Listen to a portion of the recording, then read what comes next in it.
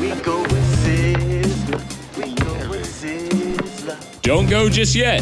It's time for Buckeye Grove Instant Access, brought to you by BuckeyeGrove.com as part of the Unscripted Ohio Podcast Network, wrapping up the latest Buckeyes basketball news. I'll make it. Post-game talk, action from around the conference, immediate analysis, and much, much more, all on the fast break. Don't get whistled for a double dribble. Here's your host, Kevin Noon. Hey, welcome to the BIA Podcast. I am your host, Kevin Noon, and it is Monday, and it is the first week of the NC2A tournament. And, I don't know if we ever really felt like we were going to get to this point. As odd as football was, and we certainly saw some stop and go in terms of some programs out there when it was basketball season. Ohio State had a game canceled along the way, had another game that was moved. But the Buckeyes were able to get a full season in. We're able to make a nice little run in the Big Ten tournament and are a number 2 seed in the Big Dance. We're going to be talking about all of that with our staff writer and a great friend of mine, Griffin Strom, and I'm welcoming him into the show right now. Griffin, welcome to the show. Hey, Kevin, thanks for having me on. Quite a fun little past few days we've had, huh? Yeah, exactly. We got to tear up Indianapolis as much as you can during this day and age, and got to see ourselves a little bit of basketball along the way. And it's hard to talk about it chronologically from the start when they were taking on Minnesota to up to the end. I mean, I think we're going to talk about that Illinois game and the championship game because that's freshest on everybody's mind, and I think that's going to be the one that everybody's going to remember more so than a win against Minnesota or a win against Purdue or even a win against Michigan. Yeah, and it was looking like through the first half of the championship game yesterday, it kind of looked like the magic had kind of run out for Ohio State, right? I think they started something like 1 for 15 or something shooting from the field. Just could not hit any shots. I mean, shots were falling short. It was clear that Ohio State, had already been banged up, coming into the tournament a little bit. But playing its 4th game in 4 days just looked, tired, fatigued a little bit. And it kind of looked like, okay, this might finally be the game, where Illinois is just going to run past Ohio State in the manner that some people might have thought Michigan would do the day before. But, as we've come to find out about these Buckeyes, you really can't count them out no matter what happens, no matter if they get up big, the other team's going to come back. If they go down big, they're going to come back. And Dwayne Washington really was instrumental in 2 different runs in the first half and the second half, pulling Ohio State back from double-digit deficits to bring them right back in the game. And it ended up going from a game that looked like it might not be competitive at all to really being almost a classic game, in my opinion, probably the best game of the season going into overtime. Yeah, I mean, win or lose, it shaped up to be a classic game, and unfortunately for Ohio State, they weren't able to hold on in overtime, and ended up runners-up in the Big Ten. But I want to talk specifically about Dwayne before we talk within the tournament itself. And from what I saw, I mean, if Ohio State can get that type of Dwayne, or even 80% of that type of Dwayne, game in and game out, moving forward, I mean, that's a scary proposition. But he really put the team on his back. I mean, sure, there are those heat checks that he puts up there from early in a shot clock and weird positions and everything else, but even a couple of those go in. But, he can sit there and he can get you 32, and and you're still going to be talking about the ones that maybe he wasn't able to hit because of just he's that type of volume shooter. Yeah, and his career has always kind of been a thing of he'll show flashes, but then he'll have a stretch where he's just ice cold, or even this season, this has been his by far his best season at Ohio State, of course. And we just saw like the best version of Dwayne Washington we've ever seen through this Big Ten tournament run. But I mean, even at the end of the regular season, there were stretches, where Ohio State would just go ice cold shooting. And a big part of that would be Dwayne Washington going, like, missing his last 5, 6, 7 shots, while Ohio State just couldn't score at the end of games, helping lead to that 4-game losing streak to go into this tournament. But now you're sitting at the end of this, this past weekend, and just going, man, like I really feel like Dwayne Washington has reached a new level. He just has a kind of an infectious, positive energy about him, and he's talked about trying to bring that to the team. But you can just tell from before games, he's got a big smile on his face. He's the ultimate rhythm shooter, but I mean, he is in rhythm right now, and each performance he had in this tournament built off of the last. He had 16 points, 20 points, 24 points, and 32 points. And they needed all those points from him, especially yesterday when EJ Liddell was, ice cold. And that was the point I was going to make too, is that for as great as Dwayne played, it certainly, from an offensive standpoint, was not EJ's afternoon. And certainly he had his moments in the tournament as he was named to the all-tournament team, but he also had some late game turnovers as he was underneath the basket that certainly, it didn't end up costing Ohio State in one game. And, you don't want to sit there and circle one play or not in terms of the game that they lost against Illinois and say, well, that's why they lost. But I mean, that the turnover to where he wasn't able to keep his dribble and it just kind of fumbled out of bounds, certainly came at the most inopportune of times. Yeah, I mean, you're looking at those two. You're looking at, first of all, going back to the Michigan game, that missed dunk he had, followed by two late turnovers, with the one being the Dickinson steal and score, right, by Ohio State's basket. But luckily for him, the missing of the last second shot for Michigan there kind of allows you to sweep that under the rug and say, okay, they survived the event. But then you look at the Illinois game, and really, in conjunction really with that late turnover that he had, it was kind of the fact that Ohio State seems to want to go to EJ to be like, okay, he's had a poor game up until this point, heading into overtime. So, maybe he turns it on in overtime, and, we ride him the rest of the way. So he shot 5 times in overtime, more than anybody else on the team. I think Dwayne might have only shot it twice and went 1 for 2 or something like that in overtime. EJ Liddell went 0 for 5 in overtime. And then when you kind of punctuate that with that last turnover, which looked like it could have been an easy dunk or layup for EJ, and it would have given Ohio State a 1-point lead at that point in the game. And instead he fumbles it out of bounds. That was just kind of a huge play, and just capped really one of the worst performances we've seen from EJ this season when you consider the shooting percentage and the late mistakes. Yeah, but it's kind of polar opposites to what we'd seen at other points during the losing streak when Ohio State was coming down the stretch and Dwayne would take all the shots and they would never try and work it down low to EJ. So, it's kind of a damned if you do, damned if you don't, if you will. Yeah, for sure. And I mean, you're not going to lose confidence in EJ at this point in your season. I mean, he's been the best player on the team for the majority of the season. I think you've seen, Dwayne kind of take over those reins with some of the just late game heroics he's been able to put forth in the last few games.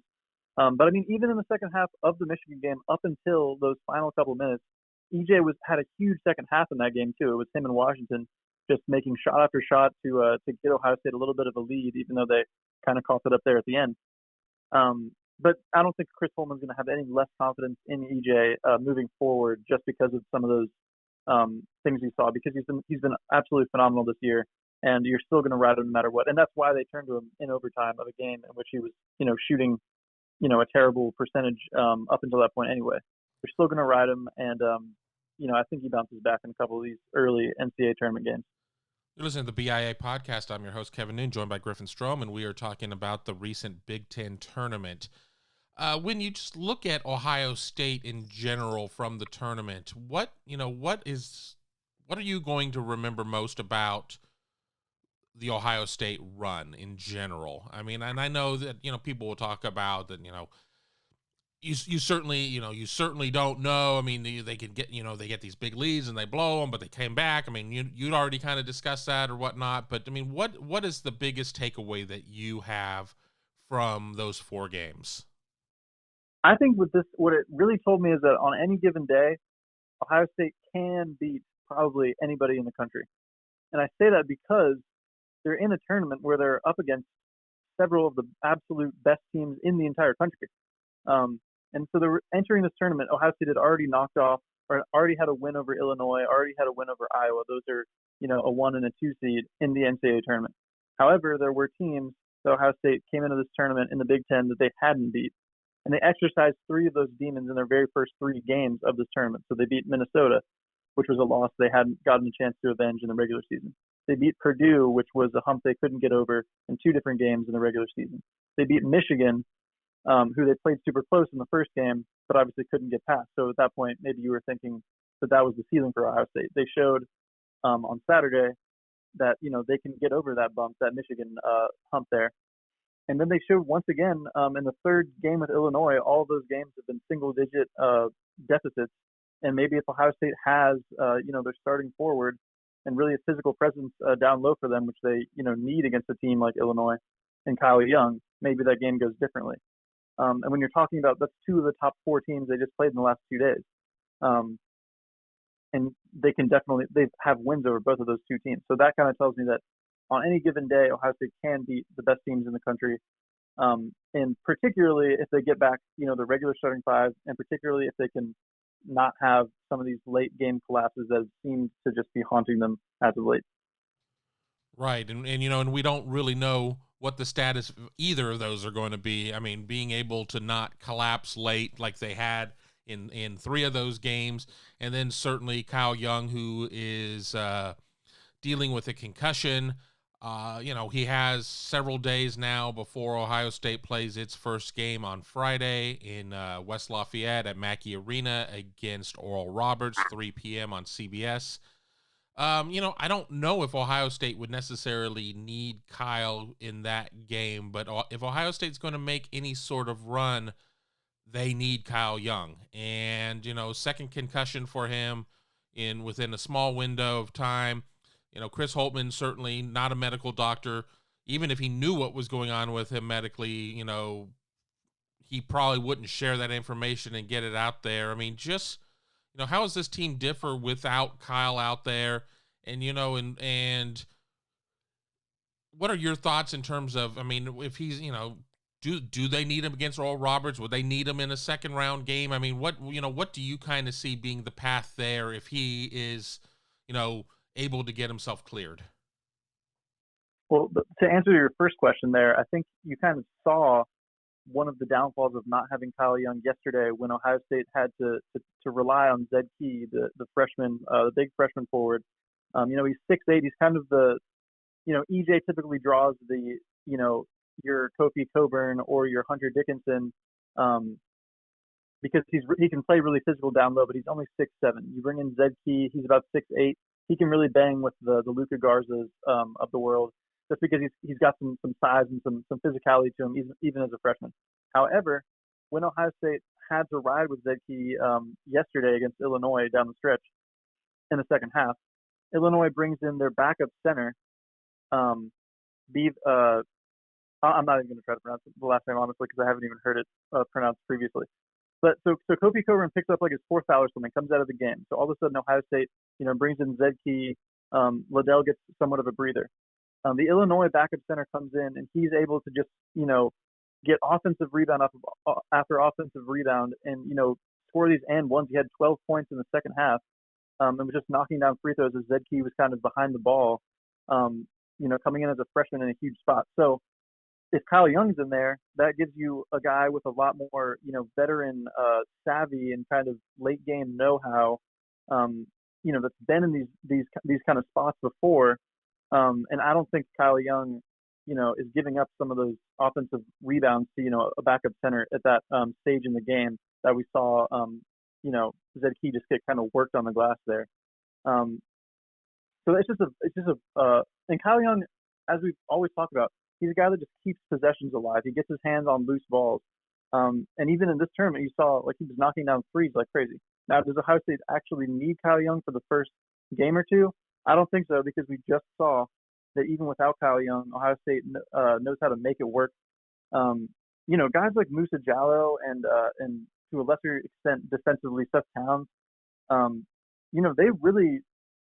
they do a pretty decent job defending opposing teams' 7-footers, considering how much size they have on them. They take up a lot of fouls, but I think they do a pretty decent job, at least well enough to maybe have to go up against an Oral Roberts big man or a Virginia Tech or Florida in those first 2 games. Now, would you like to have Kyle Young back?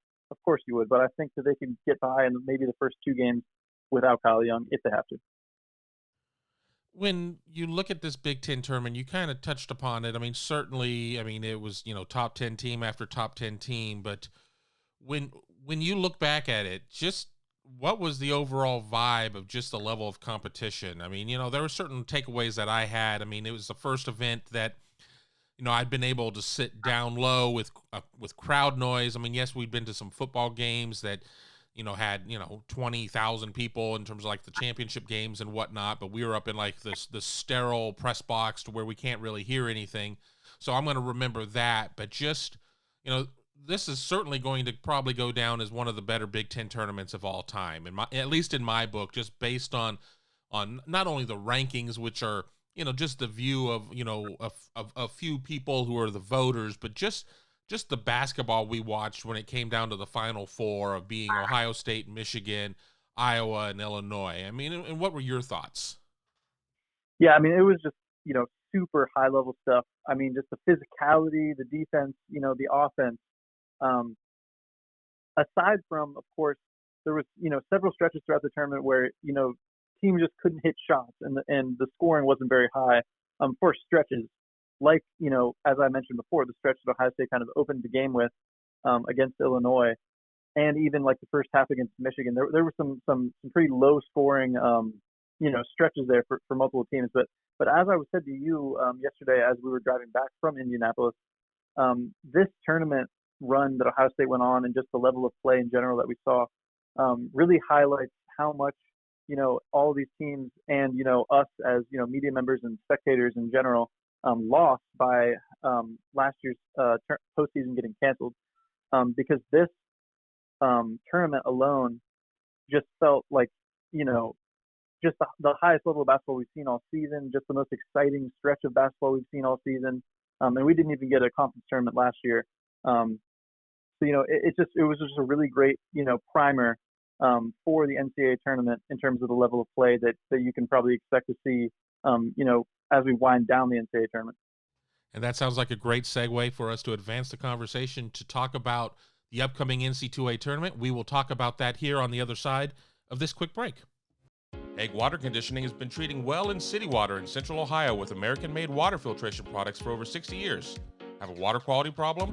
The water treatment experts at Hague know how to solve it. Not sure if your water softener is working?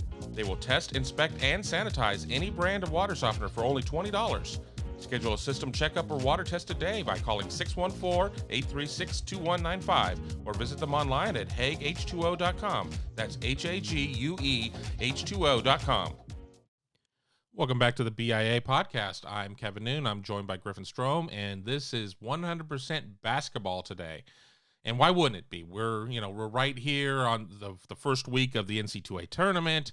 I mean, it's a national holiday. I mean, yes, it's a little bit different in terms of the days. I mean, we're running this in through Monday or whatever, so not exactly the same. We're not seeing teams being shipped off to Boise and Pacoima and, Istanbul or anything like that. It's, all in the state of Indiana, but it sure beats the alternative of what we saw last year. No tournament whatsoever. But as I bring Griffin back in, let's kind of start talking about Ohio State's region in general. We may double back on Wednesday and talk more specifically about games like Oral Roberts, potential winner of Florida, Virginia Tech, or whatever. But when you look at Ohio State's draw, what was your impression? Yeah, I think a lot of people were, people that are looking, evaluating Ohio State's region and their draw here, were kind of thinking that for Ohio State, it's kind of positive that they won't have to run into, an Illinois or an Iowa or not in Iowa, but in Illinois or Michigan in their region, given that they've already played, multiple games against those teams and that they're Big Ten teams and they won't have to, see them in their own region. They get Baylor as the number one in the South region here. Arkansas as the 3 seed, doesn't feel like the most dangerous, threat as a 3 seed that they could have gotten. I think people are thinking that it's a pretty favorable draw in terms of a region for Ohio State. You do have Purdue out of the Big Ten. You do have Purdue and Wisconsin in there. as 4 and 9 seeds. Purdue has proven to be a thorn in Ohio State's side if it can make kind of a upset the apple cart in a game against a potential matchup against Baylor, let's say. That could be interesting. But yeah, I think overall it's not the worst draw for Ohio State. And I'll have to dive in, more specifically to several of these teams to really get a better feel for what their kind of roster compositions are and how they might match up with Ohio State, with the obvious kind of caveat about Ohio State's roster being that they don't have that, huge center presence, or they don't have that 7-footer that they can actually play on the team.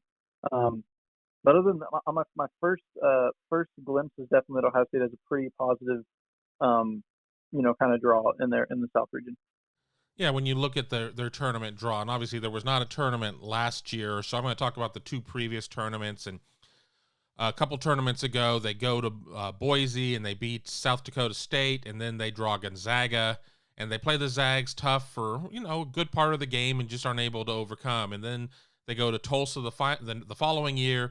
As a lower seed, they upset Iowa State, and then they draw Houston, and that was a real bad matchup for them there. I mean, they fought valiantly as long as they could, but they just really were not able to match up with them. Now, as a 2 seed, they certainly have it set up to where they're going to be wearing their home jerseys all the way up until the Elite 8.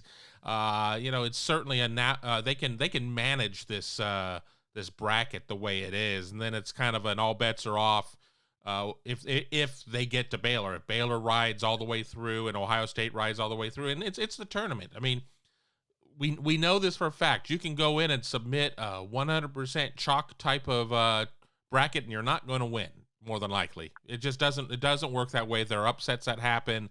We know that. I mean, certainly looking here, Winthrop is a 12 against number 5 Villanova, who's without its best player. Seems to be a sexy pick. I'm willing to bet that there's going to be a lot more brackets picking Winthrop than there's going to be picking Nova. There's Colgate, who's a 14 against number 3 Arkansas. Colgate's 9 in the net. 9. I mean, sure, Colgate's only played 15 games. Sure, Colgate really hasn't played anybody, but with whatever these metrics are, they sure seem to like Colgate. I don't know if I'm ready to pick Colgate over Arkansas in my bracket, but there's something to be said about that. But I mean, it certainly is.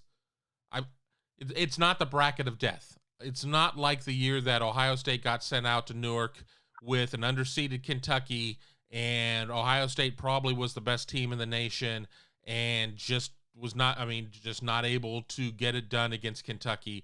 This is probably, if it's not we hate using the term easy because it's never really easy. None of this is easy, but it's probably the most manageable bracket of the 4, if not the most, the second most. I don't know which one I feel is the toughest, but it certainly isn't the South where Ohio State is. Yeah, I just think the one thing I will say that scares me a little bit about Ohio State is that we've seen them knock off, the very best teams in the country, right? We've seen them get wins over these teams, as we talked about earlier. However, we're talking about this tendency they have to just collapse late in games. And oftentimes it's not just against these top-level opponents. It could also be against the Minnesota, like we saw on Thursday. It could be against the Northwestern, like we saw, very early on in the season. Even before that, I mean, in some of Ohio State's non-conference games, they had these weird games. And this is, a little more irrelevant given that it was, Ohio State's a very different team by this point. But at the very beginning of the season, Ohio State struggled to put away a couple, much, inferior opponents in the non-conference part of their schedule. So in terms of an NCAA tournament where you can see these, Cinderella stories and upsets, it does scare me a little bit that Ohio State, is continuing to show that it struggles to put teams away. But at the same time, I've seen Ohio State beat teams that are better than, nearly anyone that's in their region. So that's kind of the dichotomy there going into the tournament for me. Well, I'll follow that up, and, it certainly doesn't account for the early season non-conference games, but, I mean, maybe as I'm trying to find a way to explain what happened, at least in the Big Ten tournament, do you think that maybe familiarity breeds this a little bit, and not so much that You know, I mean, certainly Ohio State is quite complicit in its own demise in some of those types of games, but that, you know, other teams just, you know, are able, you know, who play Ohio State 1, 2, 3 times a year, every year, just have them really dialed in a lot better than somebody who's going to get a grand total of a couple days of prep for them. I mean, you know, and I don't have the answer to that, and I don't know if you have the answer to it, but, you know, I just think it's an interesting point. Yeah, I think that's what's so interesting about seeing Ohio State kind of leave the bubble of playing against exclusively Big Ten teams, because the Big Ten is so deep, so good this year. There's so many loaded teams. It'll be interesting to see if once they're, you know, out of that Big Ten bubble, does Ohio State certainly look or suddenly look, you know, leaps and bounds better than, you know, a couple of these teams that they're going to start playing from outside the Big Ten, or are we going to see, you know, some of the same patterns kind of unfold? I tend to think that in the first couple rounds it will be the first option there, but you know, at the same time, yeah, you can't say that it doesn't scare you a little bit from an Ohio State perspective, given, you know, some of the late game you know, leads that they've given up, obviously, which is you know, a huge talking point for a lot of people. You're listening to the BIA Podcast. I'm Kevin Noon, joined by Griffin Strom, talking the NC2A tournament, which gets underway, I guess, technically on Thursday with the first 4 games. It gets underway for Ohio State on Friday. I want to talk about the team that beat Ohio State in the Big Ten tournament, and that's Illinois. And there's certainly a lot of expectations for what the Illini can do. Do you think that the Illini are, you know, if, you know, Ohio State fans are looking at this and they're asked, okay, well, you know, take the Ohio State hat off for a minute or whatever, are the Illini the team that have the best shot to win the title of all Big Ten teams in your mind? I definitely think so. Because, you know, they've looked so strong coming into the NCAA tournament. They had that one misstep against Michigan State, where they lost the game kind of late in the regular season. But aside from that, what if they won like 13 and 14 or something crazy, like 12 and 13, something like that, to end the season against just absolute, you know, monster teams in the Big Ten, you know, one after another. And if you look at a game like Ohio State's game with Illinois yesterday, Illinois doesn't even need to have Io DeSumo, you know, absolutely go off in order for them to get it done. You know, he had a really a mediocre game, honestly. But then you have Kofi Coburn inside, who's just a wrecking ball. And then you've got a guy in Andre Curbelo, you know, a freshman this year, who's only getting better as the season progresses. That looks like, you know, a future superstar in the Big Ten, probably the 6th man of the year this year is just a freshman.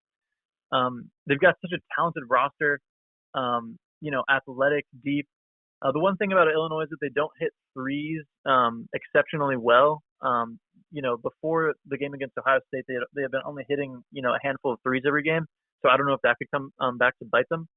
But other than that, I definitely think that they have shown, at least the Big Ten teams, I would favor them the most out of any of that group, including Michigan and Iowa, just because we've seen those latter 2 teams kind of just stumble, you know, considerably more than Illinois in this final stretch here.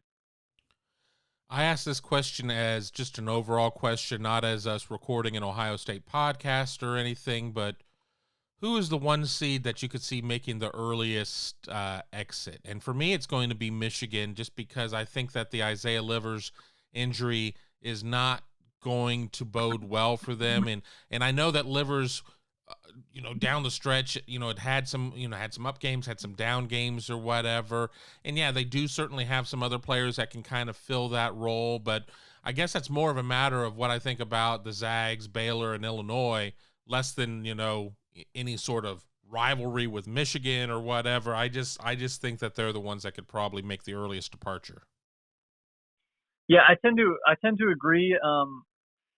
Just because we've seen Michigan just stumble at the end of the season, right? We've seen them lose to Michigan State. We've seen them get, you know, blown out of the gym by Illinois. We've seen them lose to Ohio State. In a couple of those games, the Illinois game and the Ohio State game, they've just been completely flat on offense. And that's exactly what happened to them when they lost to Minnesota, their only loss of the season earlier in the year, up until that Illinois loss, I believe. Was that they just occasionally have games where they just have a horrible game, you know, shooting the ball. And now without Isaiah Livers, you know, That's just another huge question mark for them. The only thing with Michigan is that, I'm looking at their bracket. I'd like to pick a Gonzaga to get beat, before the Final Four or something like that. But it's just nobody scares me like all that much when I look at. And this is the problem, is because I've seen so many Iowa games this year where someone else that maybe hasn't might be looking at Iowa as a really scary 2 seed with the Big Ten, the 2-time reigning Big Ten Player of the Year, and their potent offense and everything like that. But I've just seen Iowa get beat several times like recently, so that's why there's just kind of Iowa doesn't scare me as much as some other people. It might for them. And then in Michigan's bracket too, like Alabama is your number 2 seed, but Alabama I think in the regular season has like lost to every ranked team they played or something like that. Like I don't know. I need to get a little more familiar with the Zags. I guess I need to dive deeper into some of these teams' resumes. But I've seen Michigan stumble. I've seen Iowa stumble. It'll be interesting. Someone's an upset is definitely brewing though in one of those regions for sure. Taking all of the teams that are on the top 2 lines off the table, meaning Illinois, Michigan, Ohio State, and Iowa, who in the Big Ten is the team that you think that could make the most noise outside of those 4? I would tend to say Purdue, to be honest with you, because and it's heavily biased by the fact that I've seen what they've done against Ohio State this year, and all of those games have been razor thin margins. But at the same time, they've played Ohio State's a number 2 seed that's shown they can beat anyone in the country. Purdue has shown that they might be able to beat Ohio State more times than not in a 7-game series, let's say. With Travion Williams, he's just a monster down low. And if you can get contributions from Zach Edey, who's 7'4", against certain teams, he can put up 25 points. We saw him do it at the end of the regular season in the Big Ten. Maybe not as effective against Ohio State for whatever reason. But Purdue, I really like Purdue based on what I've seen from them this year. They've knocked off a lot of really good Big Ten teams. Jaden Ivey is going to be a future, big star in the Big Ten from that kind of shooting guard position. He had hit a game-winning shot against Ohio State. Looking around some other Big Ten teams, a lot of people like Michigan State just because, it's March and Tom Izzo and everything like that. But I just really think they're kind of up against it this year. I don't know, I don't really see them making some crazy Cinderella run just based off of the reputation of, Izzo and everything like that. It's kind of disappointing for them to lose to Maryland in the first round of the Big Ten tournament. I think a lot of people thought they were going to go a little bit further than that. I think Rutgers could probably beat Clemson in the first round in that 7-10 matchup, with Rutgers being the 10. But yeah, Purdue out of that group, I would say for sure. Yeah, I DVR'd both of the major bracketology shows once the brackets have been announced and all the talking heads were out there. The big one on CBS or in CBS Sportsnet, that is, and the one on ESPN, and certainly the coaching fraternity, all major respect for Tom Izzo, and they were trying to say that, watch out, that they're going to get past UCLA and that they'll get past BYU and that they're going to give Texas all that they can handle, and it could come up to, Michigan State, Alabama down there in the East. I don't know if I'm buying that, but yeah, I just don't know. I like the Rutgers pick at least for one round. I think that they're going to get run out of the gym by Houston at that point. I really don't like the Wisconsin matchup against UNC. Wisconsin has just been kind of stumbling to the finish line. I like Purdue's draw in terms of North Texas. And then, as I said, I've already kind of called the Winthrop over Villanova game. We'll see if that happens. I mean, that could get Purdue into a second weekend, but, I don't know. Got 2 more questions, and then we will call it a show.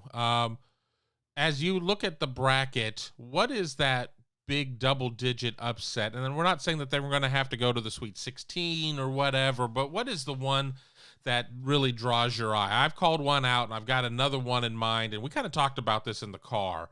So I'm not going to jump in with my second one. I don't want to take 2 and not give you one, so you have to copy me here. But what is a double-digit upset that you like? Yeah, I think probably the one that you're referring to is probably that 4 versus 13 Virginia versus Ohio game. And and we do live in the Buckeye State. Ohio just won the MAC tournament. I think people are picking that as kind of the sexy pick there. Ohio over Virginia. Looking around at some other ones here.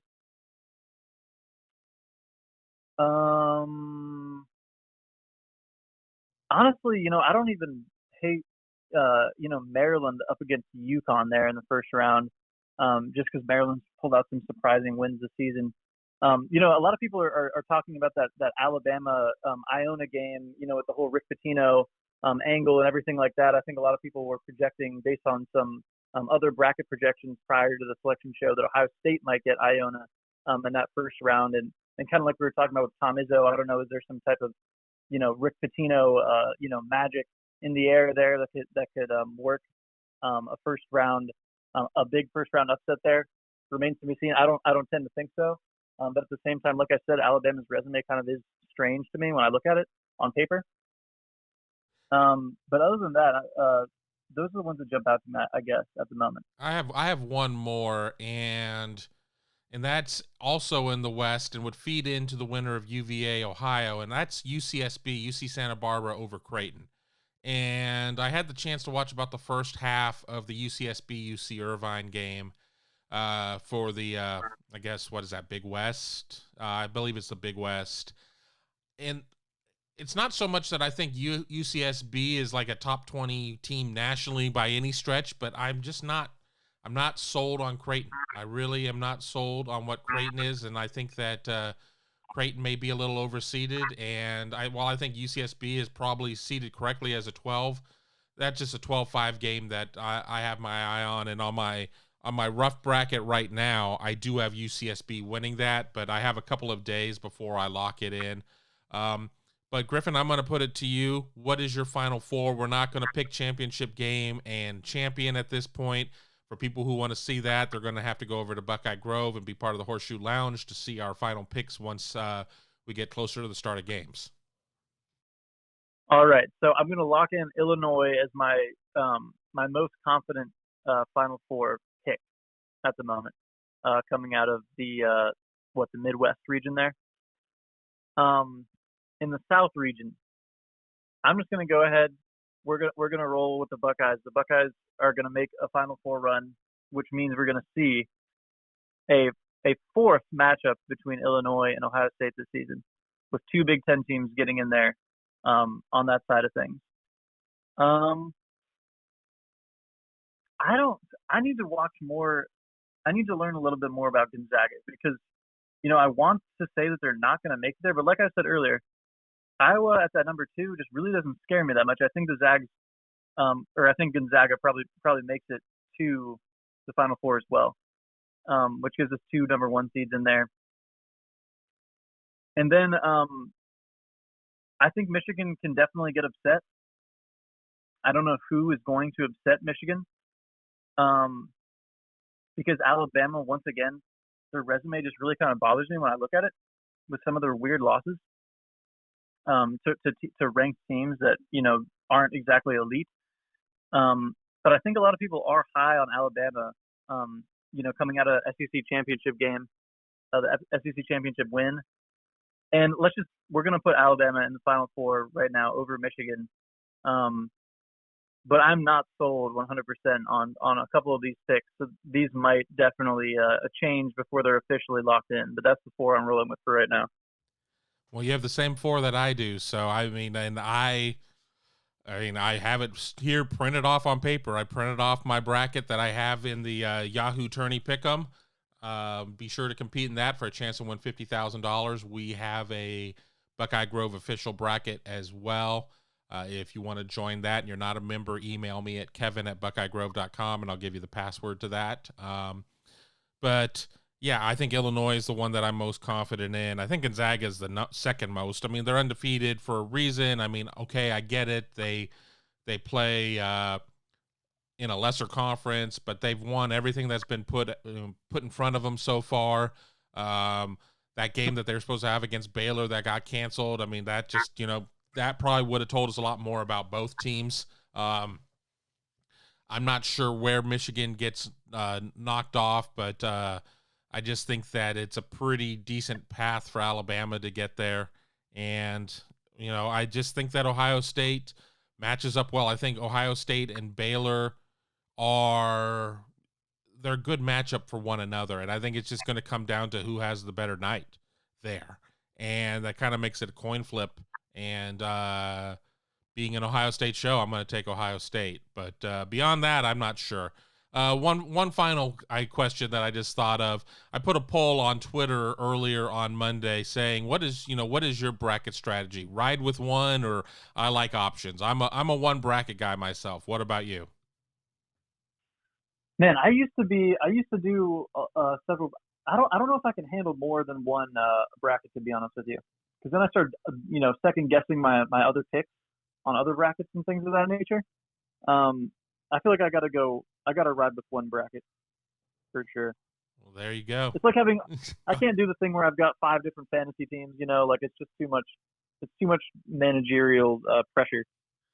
It really is. I mean, in a lot of ways, you're like, well, I got this team in 3 of my 5 brackets, and then this other, I got it in 2, but this is the one I'm doing best in. I mean, that just ain't nobody got time for that. As I told the story to somebody, I used to do a bracket of safety and a bracket of upsets, and I would find I would hit a couple of upsets in the bracket of upsets, but that's because I was picking a ton of upsets.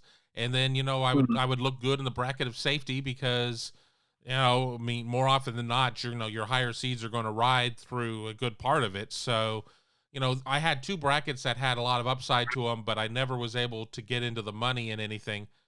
Not that bracket pools, let's not be encouraging any wagering out there, folks. It's just a good time. But, I would never get toward the top because I could never find the happy medium. But right now, as I look at the poll, and still really early, it's 63% riding with one, 37% I like options. I've got that poll open for a couple of days. If you're listening and you want to check it out on Twitter, my Twitter handle is @Kevin_Noon. Be sure to vote in that. We will do an update on that probably by the end of the week. But as we are well over 30 minutes here, I'm going to throw it back to Griffin one time for any final thoughts. The floor is open, be it on the Big Ten tournament, Ohio State NCAA tournament, whatever you want to talk about. Yeah, I guess I'll just say, man, I feel very, excited for the NCAA tournament, specifically because of, the primer we got that was the Big Ten tournament. Kind of a surprising run for Ohio State. Every game was, just a thrill to watch. So many, late games coming down to the absolute final possessions, just high intensity, high level of play. I feel completely locked in for this March Madness tournament to get started here. I'm going to share an inside joke really quick as we say goodbye. Is it a primer or is it a primer? Yeah, I think we might have to defer to a linguistic expert on that, as a matter of fact. But I'm going to go with primer right now, just based on the, the vowel sound of what it should be. Exactly. We had somebody who asked us point blank, serious face, is it primer or primer? Because I've been hearing it as primer lately. But no, it's a primer. But Griffin, I want to thank you for being part of the show, and I look forward to having you on here very soon as we continue to get through March. Thanks for having me on. Absolutely, and I want to thank everybody out there for listening to the BIA Podcast. I'm your host, Kevin Noon. We will be back very soon with more football, basketball, all that good stuff. Spring practice starting this week.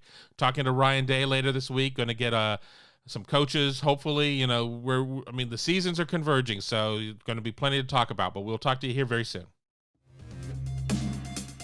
Be sure to stay up to date with Buckeye Grove Instant Access when the news breaks or after the big game. Exclusively at BuckeyeGrove.com or anytime on SoundCloud, iTunes, Google Play, or Stitcher as part of the Unscripted Ohio Podcast Network.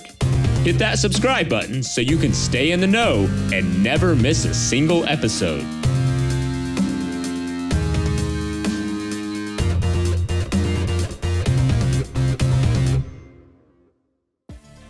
Thanks for watching. Be sure to click on that subscribe button so you don't miss a single thing, and come visit us over at BuckeyeGrove.com for all the best Ohio State information on the web.